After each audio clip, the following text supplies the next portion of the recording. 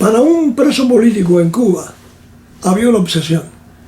Y esa obsesión era poder informar al resto del mundo las condiciones en que nos mantenían. Las torturas, las incomunicaciones, las golpizas, los asesinatos de nuestros compañeros. Y como los comunistas sabían eso, pues la represión era extraordinaria, quizás la más férrea de todas las represiones que hubo nunca en ninguna cárcel. Por ejemplo, cuando salíamos a las visitas, a nosotros nos desnudaban completamente. A los familiares también nos desnudaban. E incluso hubo incidentes porque las guardias, mujeres que desnudaban a las mujeres de nuestra familia, en algunas ocasiones incluso se propasaron con ellas de manera irrespetuosa. Eso es para que ustedes tengan una idea de que la obsesión de los comunistas porque esto no se supiera fuera de la cárcel era quizás la que originaba una represión extraordinaria. Y por parte de los comunistas había esa obsesión, y por parte nuestra era la obsesión de poder informar al mundo lo que estaba sucediendo en las cárceles políticas.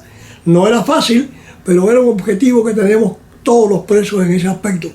Por esta razón, consideramos que eso era un tour de force con el propio Fidel Castro, que decía que en Cuba no había presos políticos, que todo eso era falso, y como nosotros no podíamos comunicarnos, no había la prensa, no había los medios que existen hoy en día, la única manera de trascender y de poder decir al mundo lo que estaba pasando era con las cartas clandestinas.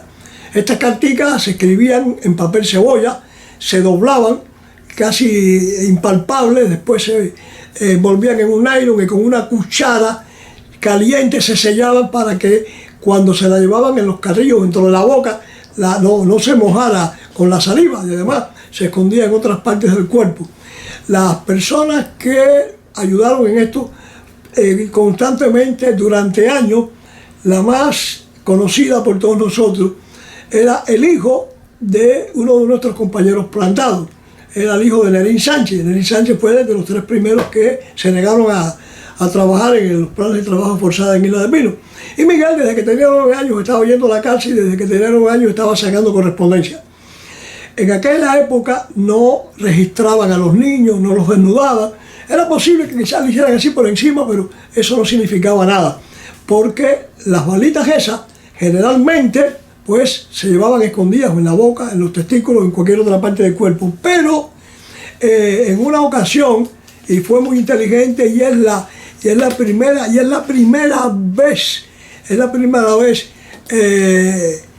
que se logró un método extraordinario. Es decir, 2 compañeros nuestros, Eduardo Capote y Enrique Díaz Correa, entraban al baño con el hijo de Nerín Sánchez, en su momento tenía 9, 10 años, en todos esos años, y se les ocurrió que en el doble forro que tienen los cuellos de las camisas dieron un piquete ahí, y en ese piquete pues metieron muchas de estas cartas, ya no tantas sino dobladas, que incluso si las hacían así eran impalpables. Y durante muchos años ese fue un método de sacar la correspondencia. Es por primera vez que se hace público esto que yo estoy diciendo, ¿no? Y esa guerra con Castro pues la ganamos nosotros, porque el objetivo era que no pudiéramos trascender, que no pudiéramos denunciar, y lo logramos. Y cuando sale mi primer libro, Desde mi silla de ruedas, que lo sacó Miguel Sánchez Wilfredo, que era Wilfredo Martínez, que era el que siempre me sacaba la correspondencia, se lo daba a Miguel Sánchez, y Miguel Sánchez pues le daba curso. Además de todos estos amigos que hemos mencionado que nos ayudaron en sacar la correspondencia, bueno, el hijo de Nerín Sánchez, Miguel, era posiblemente el más importante, porque había una confianza absoluta en él precisamente por ser quien era. Era el hijo de uno de los 3 hombres que tuvo el valor de plantar al trabajo forzado. Y entonces pues había mucha confianza en él, total confianza, y por eso él fue el mensajero de una serie de presos muy conocidos como Hugo Mato, y también, por ejemplo, de Andrés Vargas Gómez. Andrés Vargas Gómez, compañero nuestro de prisión, preso político cubano, era nieto del generalísimo Máximo Gómez, ese héroe dominicano que fue uno de los que de verdad contribuyó a la independencia de Cuba. Que hubo un periodista cubano, el doctor Humberto Medrano, que escribía para el Diario de las Américas, que fue el primer periodista en el mundo que fue el vocero oficial de los presos políticos en Cuba. Mi esposa Marta trabajaba estrechamente con él, ayudándolo en descifrar estas cartas chiquiticas, lo que mandaba Miguel Sánchez también, pues que llegaba donde estaba Humberto Medrano, y Humberto Medrano se encargaba de escribir artículos. Después de escribir este papel se doblaba. Claro, esto tiene ya como 50 años, tiene esto más o menos, aproximadamente, sí. Si estamos pensando, por ejemplo, en el 78, en el 79, en el 80, así que tiene esto sí, casi 50 años. Entonces, esto lo estoy tratando con muchísimo cuidado, pero se doblaba, primero se doblaba así, en esta forma, después se doblaba así, se volvía a doblar, y entonces se iba doblando y esa hoja de papel se iba convirtiendo en esto que ustedes ven aquí, así, se seguía doblando, lo doblaba y lo seguía doblando hasta que se convertía en un rollito. Todavía más chiquito porque yo no quise apretarlo mucho para no dañarlo. Entonces este rollito se le ponía plástico por fuera y con una cuchara caliente se sellaba. Y esto pues cabía en la boca o en otras partes del cuerpo de la persona que lo sacaba.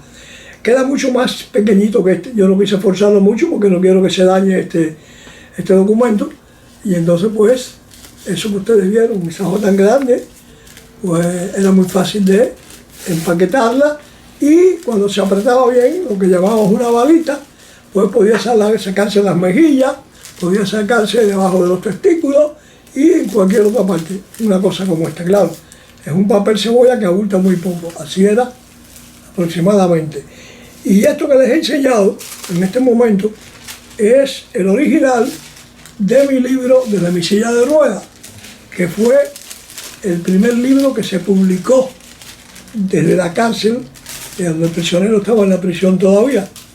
Yo siempre recuerdo que cuando yo le enseñé este original a uno de mis mejores amigos y compañeros, Alfredo Izaguirre, Alfredo me dijo: si tú publicas eso, te van a fusilar de espalda. Y yo le dije: bueno, yo estoy decidido a que se publique. Hice 20 copias y solamente una llegó a manos de Marta en el exilio y fue la que sacó Miguel, la que sacó el que fue nuestro correo desde muchísimos años. Y pues aquí está, este es el original. Este es el original de ese libro que se tradujo en varios idiomas y que fue el libro que hizo posible que los intelectuales franceses me adoptaran y formaran un comité integrado por estos intelectuales franceses que se llamó el Comité Valladares. Publicó en el exterior desde mi silla de ruedas, bueno, que lo sacó Miguel. Lo sacó Miguel y llegó a Marta en Miami. Fue el único que llegó, porque yo hice 19 copias. Wow. Y solamente llegó esta.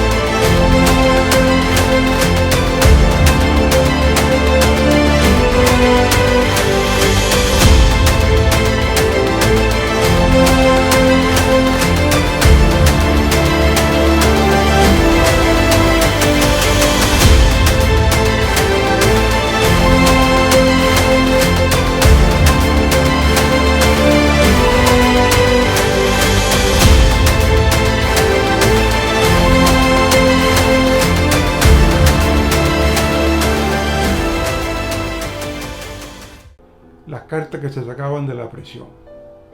Las cartas de mi padre salían a través de un niño de 12 años, Miguel Sánchez, el hijo de Nerín Sánchez. Se sacaban las cartas, ellos, los guardias, registraban a los adultos, registraban a las mujeres, pero nunca se les ocurrió registrar a los niños. Por años, el mensajero de mi padre era Miguel Sánchez. Un niño de 12 años creció hasta los 18, siendo mensajero de mi padre, de su padre y de muchos otros presos. La carta de los 138, y hablamos más después de eso quizás, de los 138 presos plantados que en octubre de 1978 se declararon totalmente en contra de las maniobras del diálogo que tenía el régimen con gente acá en el exilio. La carta esa se la entregó mi padre a Miguel Sánchez. Y por eso el mensaje del comandante Hugo Matos, mi padre, el mensaje del comandante Hugo Matos siempre trataron de bloquearlo, de borrarlo de la historia, de desaparecer las imágenes de él en las distintas partes del proceso. Y en la prisión, de negarle visitas, de interrumpir la correspondencia, de confiscar correspondencia, para que el mensaje no saliera a Cuba ni saliera al exterior. Pero el mensaje salió, a pesar de todos sus esfuerzos, el mensaje salió a través de las cartas que venían en lo que le llamamos balitas. Los prisioneros políticos le llamaron balitas, papel de cebolla donde se escribía, se doblaba de una forma muy pequeña, se cubrían con nylon y se hacían impermeables para que un mensajero las pudiera sacar escondidas en la boca en otro lugar. Y ese mensajero, como he dicho otras veces, es el hijo del capitán Nerín Sánchez. Fue Miguel Sánchez, un niño de 12 años, cuando empezó a ser el mensajero de mi padre y el mensajero de su padre y de otros presos. Lo estuvo haciendo hasta la edad de 19 años. Y durante todo ese tiempo se burló el bloqueo que quería el régimen contra el bloqueo de la imagen y el mensaje del comandante Hugo Matos y de todos los presos que tenían orígenes revolucionarios, de todo lo que estaba pasando adentro de las prisiones.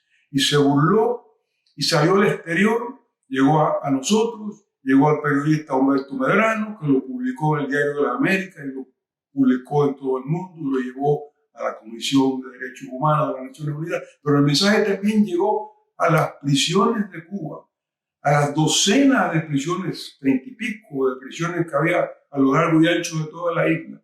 Y ahí los presos, los otros prisioneros políticos, recibieron esa comunicación, recibieron ese mensaje que se propagó y se organizó adentro del presidio político cubano. Así que todo ese intento de bloquear, de interferir, fracasó. A pesar de que tenían toda la fuerza y todo el control en sus manos, no pudieron evitarlo. Y esas balitas, esas cartas que sacó Miguel Sánchez, el mensajero, sirvieron para sacar no solo ese mensaje, esa historia, sino libros, fragmentos de libros, relatos, datos que después formaron partes de libros donde se capturó y se pudo dar el testimonio de lo que ocurrió en Cuba. Así que se puede decir que triunfamos. Los cubanos demócratas, los cubanos amantes de la libertad, triunfamos. Los presos políticos cubanos, mi padre, el comandante Hugo Matos y sus hermanos de prisión, triunfaron, sacando sus mensajes a través de mensajeros, como fue Miguel Sánchez, el mensajero que mi padre confiaba, el único que sacaba sus cartas.